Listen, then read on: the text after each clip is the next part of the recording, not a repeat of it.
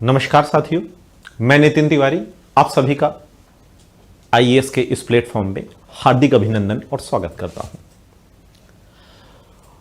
आज हम आधुनिक भारत के इतिहास, चूंकि इतिहास हमारा यूपीएससी ऑप्शनल में भी रहा है और इसी के साथ हिस्ट्री से gold medalist, NET qualified, PhD, उसी के एक प्रमुख टॉपिक आधुनिक भारत का इतिहास। इसमें कुछ एक ऐसे टॉपिक पे हम चर्चा करना चाह रहे हैं जिसका प्रभाव भारत के आज के समय में भी आपको परिलक्षित होता है या प्रत्यक्ष रूप से दिखाई होता है। आप उस चीज को महसूस और सरोकार कर पाते हैं और उस टॉपिक का नाम है बंगाल विभाजन। हालांकि बंगाल विभाजन को तो आपने पढ़ा होगा, लेकिन आज हम उसे जिएंगे, महसूस करेंगे, क्योंकि बच्चों, हम इतिहास विषय को पढ़ाते नहीं बल्कि उसको महसूस कराते हैं और उसको जीते हैं। बंगाल विभाजन तो सब लोगों ने सुना होगा, लेकिन बंगाल विभाजन ही क्या सांप्रदायिकता का बीजारोपण था? या भारत में सांप्रदायवाद की उत्पत्ति या सांप्रदायिकता की शुरुआत कहां से होती है, इससे जोड़ करके देखेंगे। तभी तो आईएएस प्रश्न पूछता है कि क्या बंगाल विभाजन सांप्रदायवाद का बीजारोपण था? विश्लेषण करें। इसी के साथ इस कक्षा का शुभारंभ करते हैं। हेडिंग डालेंगे सभी लोग, बंगाल विभाजन।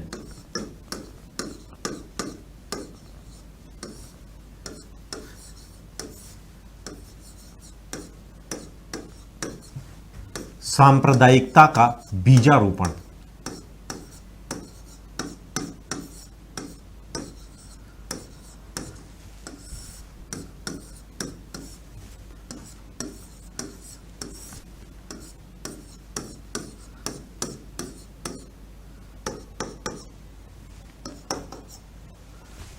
चलिए, तो सबसे पहले हम देखते हैं।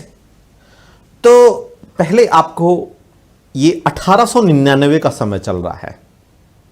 1899 में लॉर्ड कर्जन की अध्यक्षता में एक समिति बनती है और वो समिति ये सुझाव देती है कि बंगाल का विभाजन किया जाना अनिवार्य नहीं बल्कि अति आवश्यक हो गया है, क्योंकि 1899 में जब क्रांतिकारी आंदोलन के पहले चरण की शुरुआत होती है, चापेकर बंधुओं द्वारा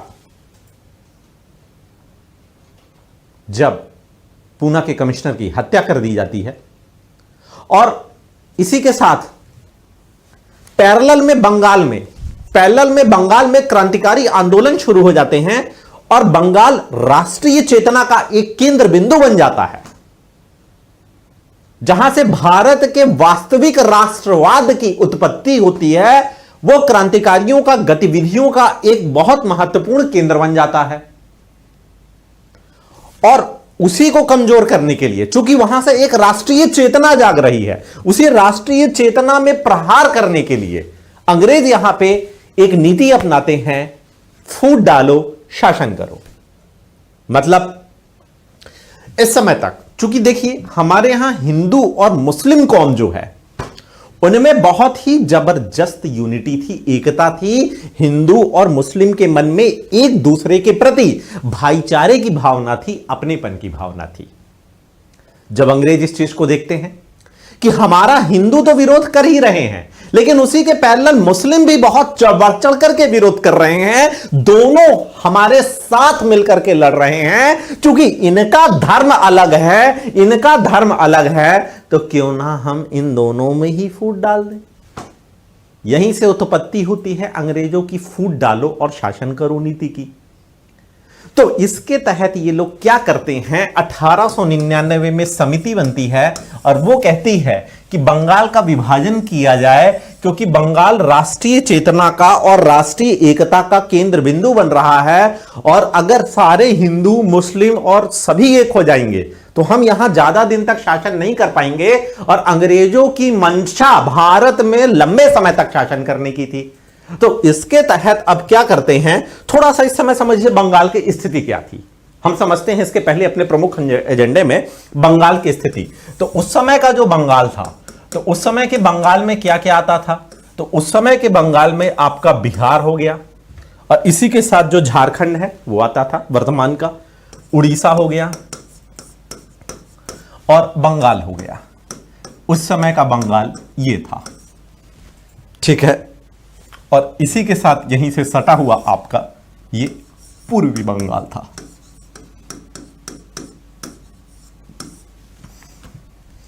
अंग्रेजों ने बोला इसका विभाजन कर देते हैं, इसका नाम हम पूर्वी बंगाल रखते हैं और इसको हम पश्चिमी बंगाल।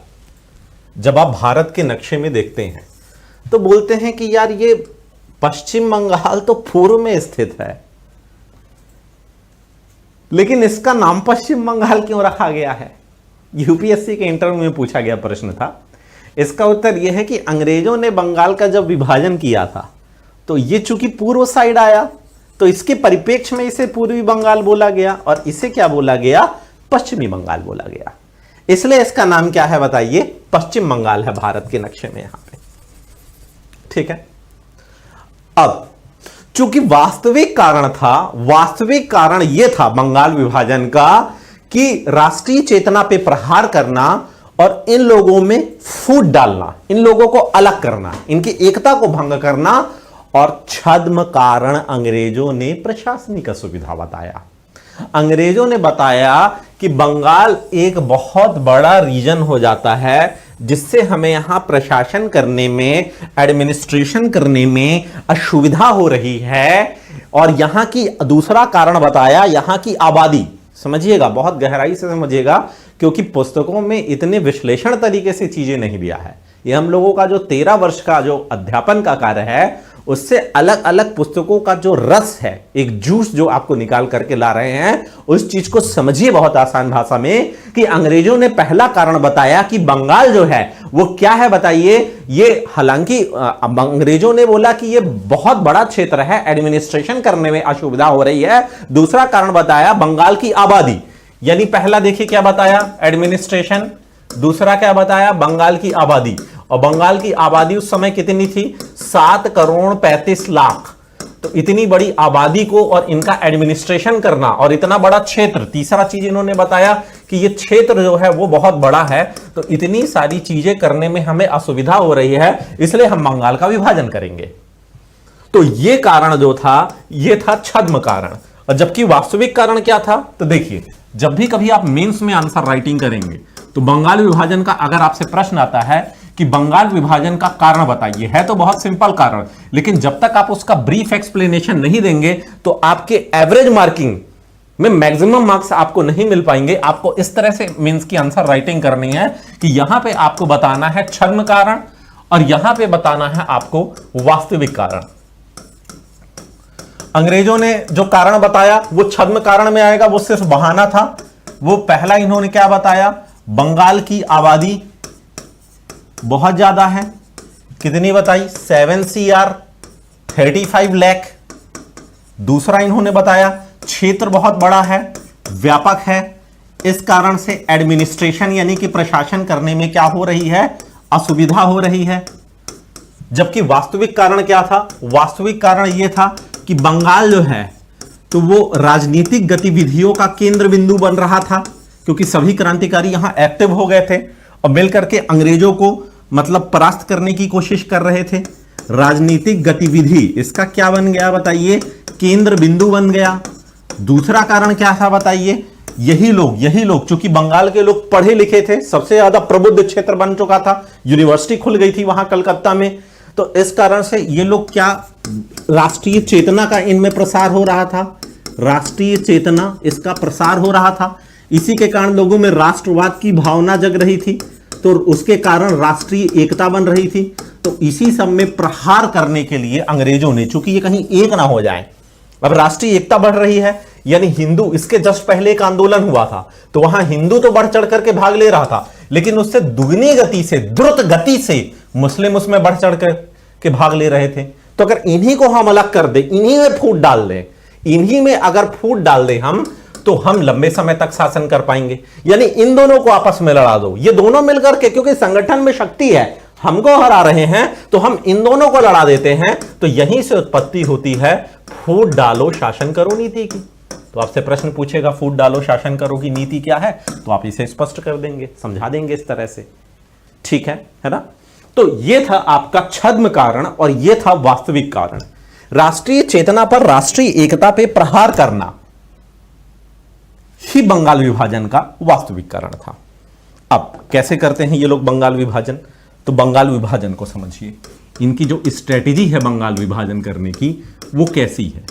तो ऐसी रहती है कि बंगाल विभाजन में ये, ठीक है, मैंने अभी नक्शा बना के आपको समझाया। तो एक तरफ पश्चिम बंगाल हो गया और एक तरफ क्या हो गया आपका पूर्वी बंगाल। तो पश्चिम बंगाल में ये क्या करेंगे समझिएगा। तो पश्चिम बंगाल में, ठीक है, अब देखो यहां पे कौन कौन सी जगह है, मैंने आपको अभी अभी बताया। उड़ीसा है, उड़ीसा के बाद आपका बिहार है, शॉर्ट में मैं लिख रहा हूं बीआर, और इसके बाद आपका बंगाल है। यानी कि बंगाल में हम देखें तो ये पश्चिमी बंगाल, पश्चिमी बंगाल, ठीक है। अब यहां पे आप देखेंगे तो उड़ीसा में भाषा कौन सी बोली जाती है समझिएगा। भाषा उड़ीसा में उड़िया बोली जाती है और बिहार में हिंदी बोली जाती थी, यानी हिंदी बोलने वाले बहुल थे, यहां उड़िया बोलने वाले बहुल, यहां हिंदी बोलने वाले बहुल। अब पश्चिम बंगाल में बंगला यानी कि बंगाली, बंगाली बोलने वाले बहुल थे, ठीक है। अब पूर्वी बंगाल में अगर हम देखें, ठीक है, तो पूर्वी बंगाल की जो मैक्सिमम आबादी थी, ठीक है, तो यहां की जो मैक्सिमम जो भाषा ये लोग बोलते थे, ये लोग क्या बोलते थे, बंगाली बोलते थे। अब देखिए भाषा एक अहम हिस्सा बनती है या अहम चीज बनती है लोगों को एक दूसरे से जोड़ने में। इसका उदाहरण आप ऐसे समझिए, मान लीजिए आप ट्रेन से जा रहे हैं, तो ट्रेन से जा रहे हैं तो आपके क्षेत्र की भाषा बोलने वाला अगर व्यक्ति आपको गलती से मिल गया तो आप उससे खूब बात करेंगे। क्यों करेंगे? क्योंकि आपकी और उसकी जो भाषा है वो भाषा क्या है बताइए, एक है, तो भाषा का जुड़ाव आपका उससे हो जाएगा। इसी के साथ क्षेत्रीयता का ऑटोमेटिक हो जाएगा, क्योंकि अमुक भाषा बोलने वाले लोग कुछ अमुक एक क्षेत्र में रहते हैं, इससे आप क्या हो जाएंगे, उससे जुड़ जाएंगे।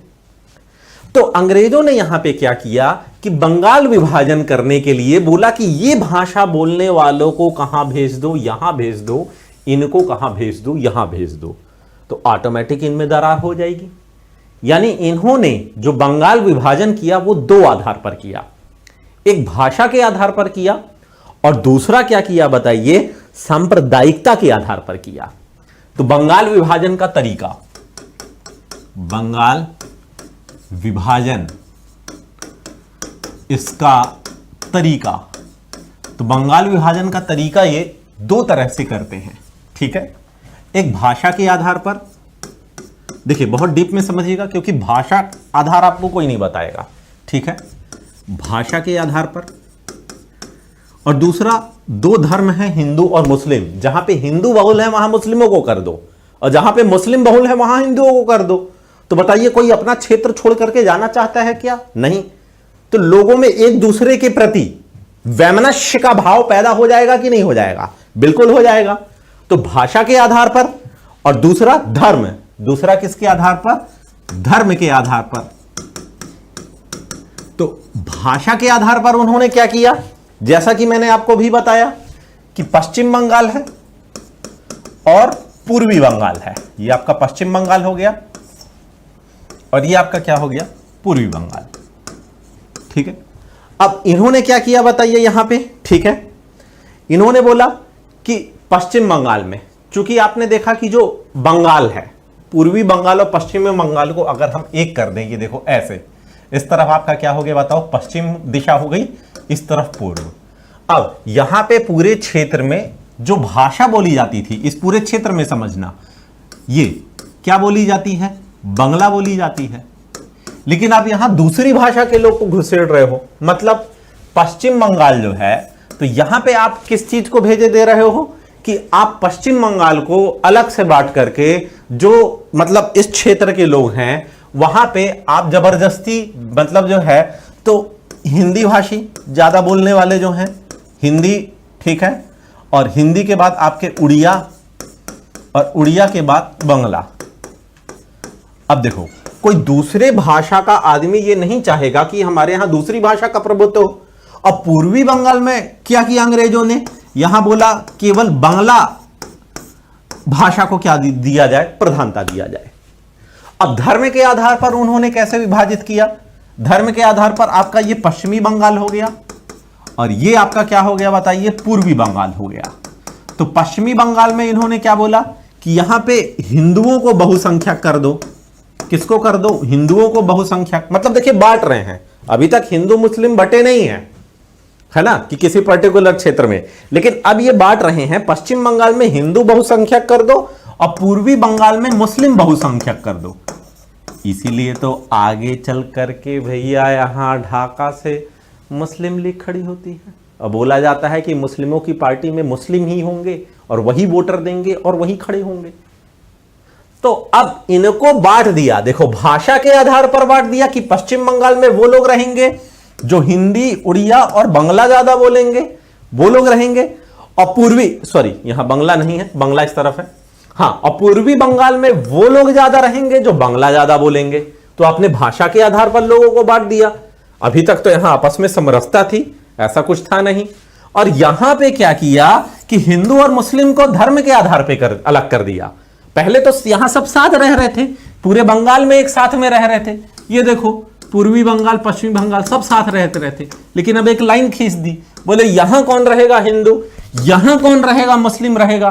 तो धर्म के आधार पे बांटा, और जब जब किसी को धर्म के आधार पे बांटोगे तो उत्पन्न होगा सांप्रदायिकता का, और सांप्रदायिकवाद वहां पे जन्म लेगा, और दोनों आपस में अभी नहीं आजीवन लड़ते रहेंगे, और ये कभी ना खत्म होने वाली लड़ाई हो जाएगी। और यहीं से धर्म के आधार पे जब किसी को बांटते हैं तो जन्म होता है किसका बताइए, सांप्रदायवाद का। इस प्रकार किसका उत्पन्न हो जाता है, सांप्रदायवाद का। इसीलिए जो आज का जो टॉपिक है, हेडिंग है, यूपीएससी पूछता है कि क्या बंगाल विभाजन सांप्रदायवाद का बीजारोपण था, तो जी हां, बंगाल विभाजन सांप्रदायवाद का बीजारोपण था, क्योंकि यहां से उत्पत्ति होती है सांप्रदायिकता की। दो धर्म, संप्रदायवाद क्या होता है, आसान भाषा में बताऊं तो जो एक धर्म का व्यक्ति है वो दूसरे धर्म के व्यक्तियों के बारे में या दूसरे धर्म के विचार से असहमत है, और दूसरा भी इसके विचार से असहमत है। तो जब दोनों एक दूसरे के विचार से असहमत होते हैं तो उन दोनों में लड़ाई होती है, फूट होती है, एक दरार आती है, जिसे अंग्रेज फूट डालो शासन को कहते हैं, और हम लोग जिसे इतिहास की भाषा में सांप्रदायवाद कहते हैं। इस प्रकार से सांप्रदायवाद जन्म लेता है, और यह बीज डाला 1905 में बंगाल विभाजन में, जो कि 1909 के पार्लियामेंटों में यह बीज सांप्रदायवाद का अंकुरित हो गया, प्रस्फुटित हो गया। कैसे, जब मुस्लिमों को वहां पे पृथक निर्वाचन दे दिया गया, और 1916 में जब कांग्रेस ने मुस्लिमों के पृथक निर्वाचन को लखनऊ समझौते में स्वीकारा, तो यह बीज अंकुरित होकर के एक पौधा बन गया। फिर 1940 में जब पाकिस्तान बनाने की मांग उठी तो यह पेड़ की शाखाएं निकलने लगी। फिर 1947 में यही पेड़ एक बरगद का वृक्ष बन गया, जो कि जिनकी जड़ों से ज्यादा मजबूत, उसकी शाखाएं हो गई, फैल गई। इस प्रकार सांप्रदायवाद का जन्म होता है, और आज एक बरगद के पेड़ की तरह बन गया है, जिसकी जड़ें जितनी गहरी हैं उससे ज्यादा उसकी शाखाएं बाहर हैं। यह हमारे देश का दुर्भाग्य है, ये अंग्रेज करके गए अपने मेंटल लेवल से, अपनी चालाकी से। क्योंकि भारत के लोग बहुत सीधे साधे हैं, भावनात्मक रूप से रहते हैं, उनके बीच ये बीज डाल दिया सांप्रदायवाद का, और सांप्रदायिकता की लहर फैल जाती है, दंगे होते हैं, और हिंदू मुस्लिम एकता पे फूट हो जाती है, इसी को कहते हैं अंग्रेजों का फूट डालो, शासन करो, और इस प्रकार भाषा के आधार पर और दूसरा धर्म के आधार पर दोनों को विभाजन कर दिया, और ये हो गई राष्ट्रीय चेतना पर प्रहार। राष्ट्रीय चेतना पर प्रहार। अब लोग देश के लिए ना सोच करके पहले अपने धर्म के लिए, अपनी भाषा के लिए, अपने लोगों के लिए सोचने लगे। इसीलिए यूपीएससी में प्रश्न आता है कि भारत का राष्ट्रवाद यूरोप के राष्ट्रवाद से किस प्रकार भिन्न है।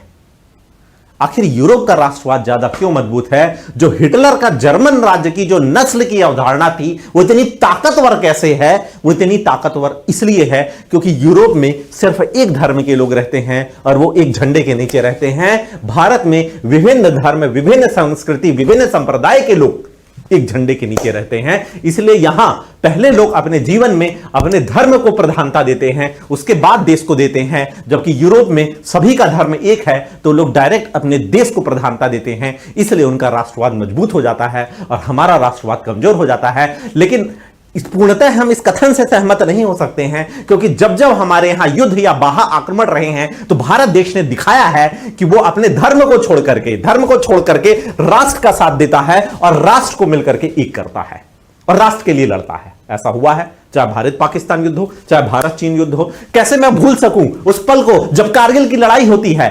तो हम लोग जब स्कूल में उस समय कक्षा 10वीं में पढ़ा करते थे तो पूरा देश खड़ा हो गया था हमारे भारतीय सेना के साथ। सभी ने हर तरह से उनका साथ दिया था, चाहे वो धन से हो, चाहे तन से हो, चाहे मन से हो।